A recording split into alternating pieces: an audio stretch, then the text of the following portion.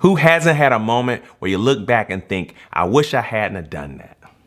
When it comes to money, some decisions can lead to major setbacks. In this video, we're sharing 10 things you should never do with your money.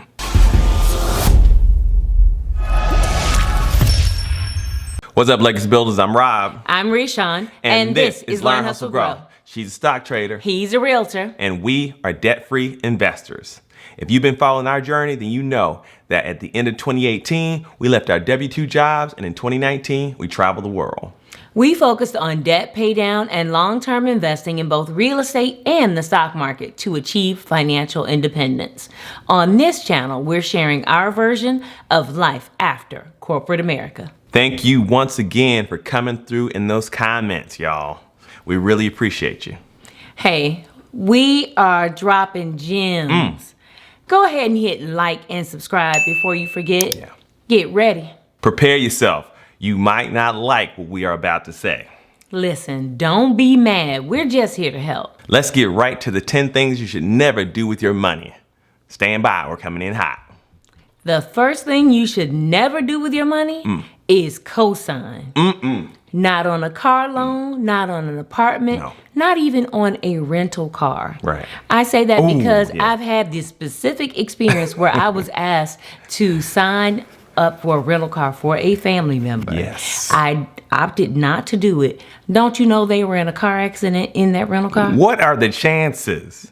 Listen, I am not co-signing for my mama, my kids. I don't care who it is. I will help you get to where you're trying to get to. As far as the thing you want to get, we'll find a way. But I'm not using my credit. I'm sorry. As a co-signer, you are not a co-borrower. Right. It doesn't mean that you share in all the benefits of owning that home or owning that car.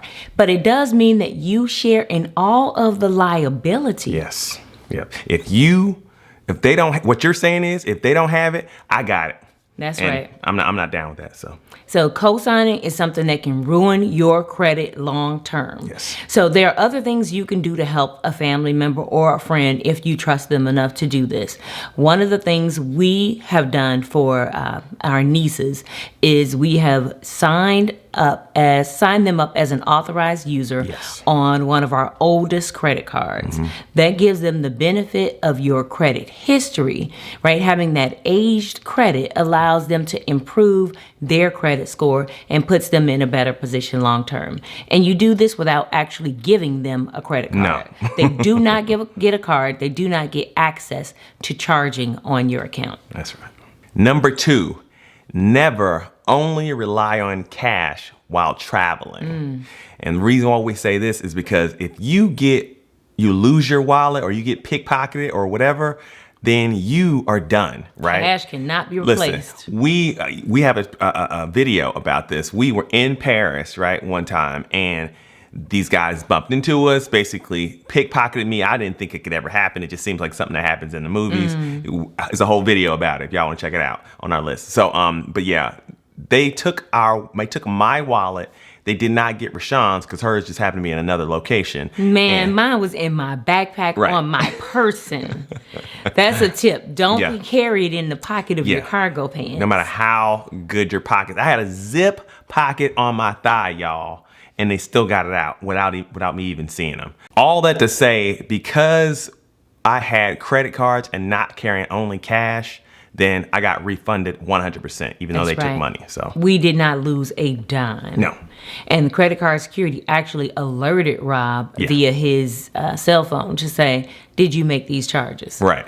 So that was really helpful. And the reason we add this one, never use cash or never rely solely on cash when you're traveling, is because a lot of people in the financial independence or financial freedom community start out with Dave Ramsey. So some of you guys might be on an all cash program right now, using cash for everything.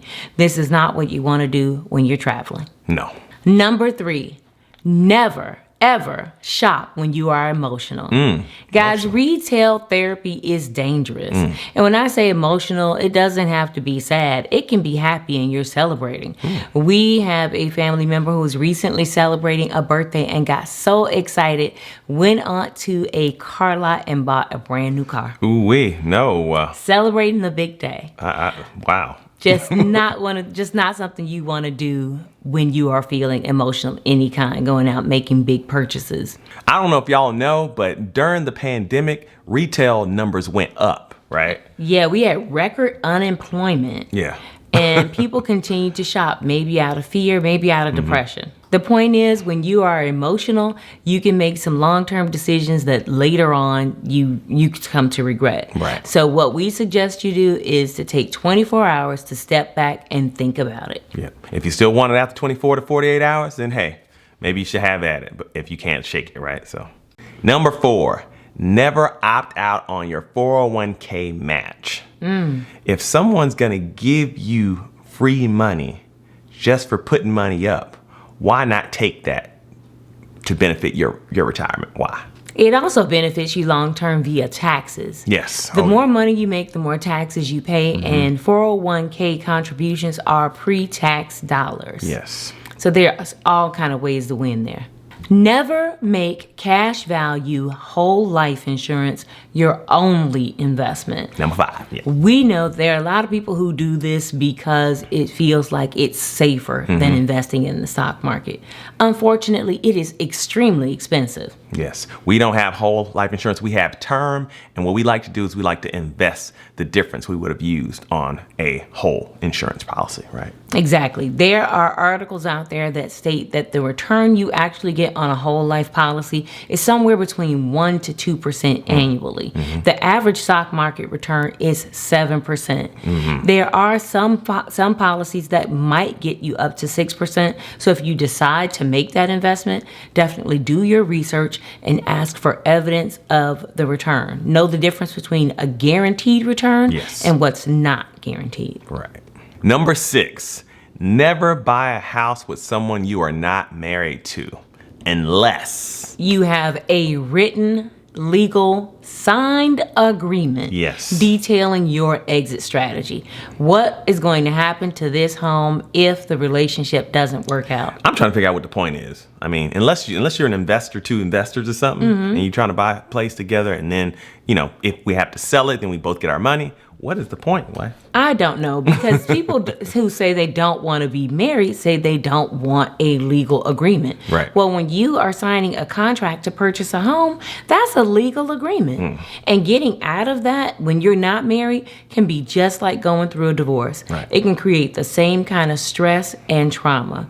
So consider the contract before you're going into it like a prenup. That's right. Number 7, never, ever give your credit card to someone you are not married to. Listen, we heard this story recently, and there's this young lady. She had a boyfriend, and they lived together. And they actually purchased the home together. Oh, yeah, they did the last one. Yeah, bought a house together, and then what happened was he lost his job temporarily, and then she gave him a credit card to use while, for essentials, right? Yeah, for some reason, he did not have any credit cards. I think the story was that he came from a well-off family, and so he just wasn't worried about it. Yes, he wasn't worried about it, but they weren't asking his parents for any money. So she just said, oh, here, just take my card or whatever, just trying to, be the good girlfriend or whatever. And then he ran up her card, and she said she ended up, like 10 G's on the account? Yes, and she was thinking, this guy's been unemployed now for 6 months during the pandemic. He decided he wanted to make a career change, but wasn't actually taking the steps to do it. Right. Now they own a home together, and the credit card debt was in her name, and she had no way to prove that she didn't make those charges. Yep, now she's in the hole for the, the mortgage and the credit card, and no legal recourse. No. I mean, she could try to sue him, but she doesn't have any evidence that states that he made these purchases. He would have to fess up. Don't do it. Number 8, never pay late fees or credit card interest. All I got to say is they won't get a penny of my money. Listen, we pay our credit cards in full every 30 days. Yes. And we can do that because we are not purchasing items that we cannot afford. Right. Essentially, we're not putting anything on that card that we couldn't have paid cash with. And therefore, we're just taking advantage of the credit card rewards. Got to know how to play the system. I'm going to tell you, I used to back in the day, when I was young, I used to think, now, oh, okay, I won't just pay the $15. I'll pay 30. But still, you're still paying interest on it, and that stuff accumulates so fast. Yeah. I don't want to give a penny up. Before you know it, you've paid $10 for that $5 coffee from Starbucks based on the fact that you couldn't pay it off right away. And those funds that you're using to pay for interest and late fees can actually be utilized to buy something else, to pay off other debt, or to save towards something that you really want. Right. I was a late fee king, and I'm like I said, I'm not giving a dollar up, not a penny, not a dollar, not anything. So Number 9, never ever buy a new car unless you have already achieved your other financial goals. Right. It's okay to reward yourself if you are sitting on stacks, and buying that new car is not going to hurt you Millions. in any way. Listen, cars are depreciating assets. And we know that right now the pandemic has messed up all the supply and demand and all that. So you might not have a choice, right? But if you don't have a choice, at the very least, go to a credit union and get a pre-approval and then buy the car through the credit union. Yeah, right? you'll definitely get a better interest rate than you will at the dealership. Yeah.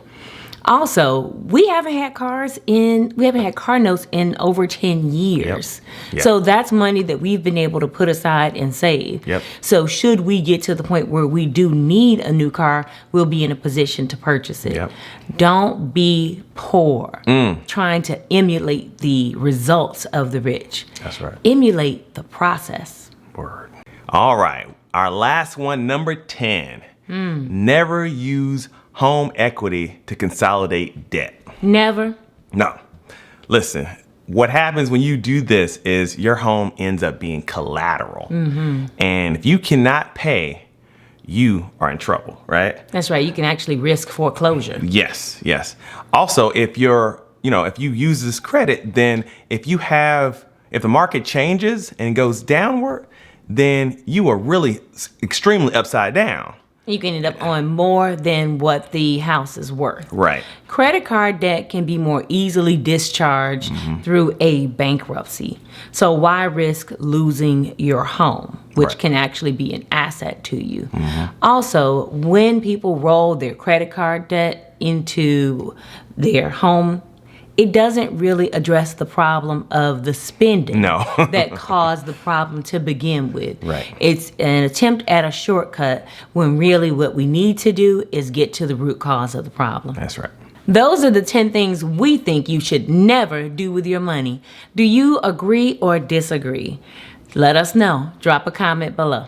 Help us spread the word. Share this video. See you in the next video.